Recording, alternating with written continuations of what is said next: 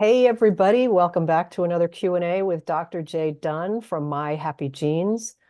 We've been talking about the idea of information in the world. There's so much information and there's a lot of misinformation. So some of these Q&As, we're going to address what we see, what Dr. J sees as a popular misconception about certain aspects of genetics and personal nutrition and that kind of thing. And we're going to start with turmeric. Now, I don't want anybody who loves turmeric or takes turmeric or has been told to take turmeric to feel like we're picking on you. We're not. Dr. J wants to clarify the fact that it may not be the panacea everybody makes it out to be for every genotype. So Dr. J, tell us about why turmeric may not be the answer for some people.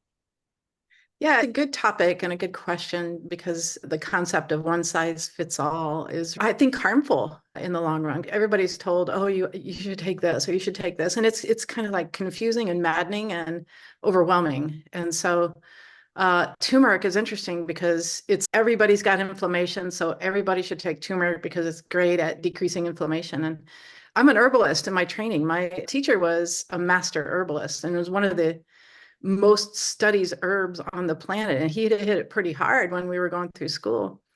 And so I was convinced that it was a really good thing. But as I got into genetics, I realized that it's never one size fits all. And actually, turmeric can slow down the clearing of serotonin. And at first, you might think that's a good thing. And for some people, it is a good thing because it increases serotonin and it helps their mood as well as decreasing inflammation and repairing joints. There's a lot of good benefits for turmeric.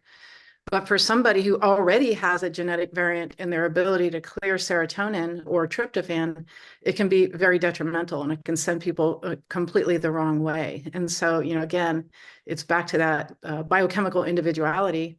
And the genetics can suss that out as to what things are good for you and what things are not good for you. Green tea is another example. There is a genetic variant that makes it detrimental for you to drink green tea. And green tea is great. Everybody says, oh, look, it's got all these antioxidants and it's amazingly healthy for you and free radical fighting and all that. But for certain genetic variants, it's actually a detriment. It can slow down the clearance of adrenaline for those people with that genetic variant. So again, it's never one size fits all. And don't believe everything you hear and read.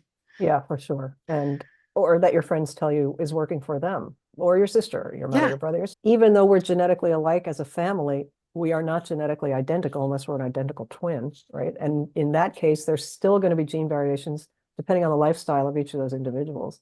I remember when you did my genetic profile, green tea came up that was not a good thing for me.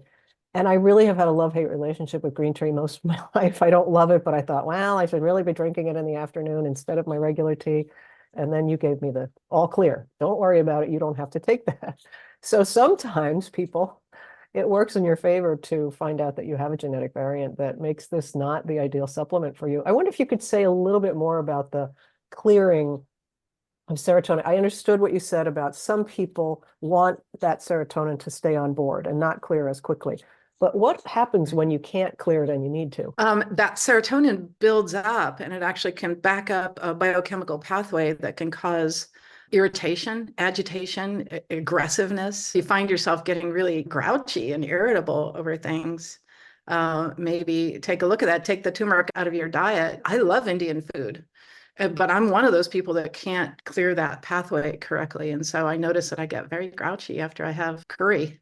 Like, what is the matter with me? Why is everybody pissing me off all of a sudden? It's like, oh yeah, I forgot. It That's so tastes so good. interesting. It's so delicious, but it can make me a little bit wackadoo. So And if you know that that is true going in, you can enjoy your curry and just sort of be aware of yourself afterwards. right. And the cool thing about understanding the biochemistry of these things is you can take supplements that actually speed up the enzyme that clears that serotonin to kind of compensate for that delightful taste once in a while and not have it affect your relationships with other people. Yeah, and clearly for some people that are taking it that have gotten joint pain relief and or whatever it's known for, I don't remember everything, there might be something that you could substitute, a Boswellia or something, which we can talk about Right. another time, but it's just that there isn't only one solution to a biochemical problem. Yeah, absolutely. And again, it's an individual. So for some people, turmeric is like a godsend. It's incredibly helpful to them for controlling pain, joint inflammation and tissue rebuilding. It's known for its ability to speed up healing and tissue function. And so again, if it works for you and you don't have that genetic variant, then more power to you. It's something to pay attention to. And I think, getting your genes tested is one thing, and I highly recommend that, but also paying attention to your body. Like, okay, I ate Indian food last night and I'm feeling really grouchy today, or I feel fine. I feel really great. My joints don't hurt. So just pay attention to those signals. Mm-hmm. Mindfulness about the body.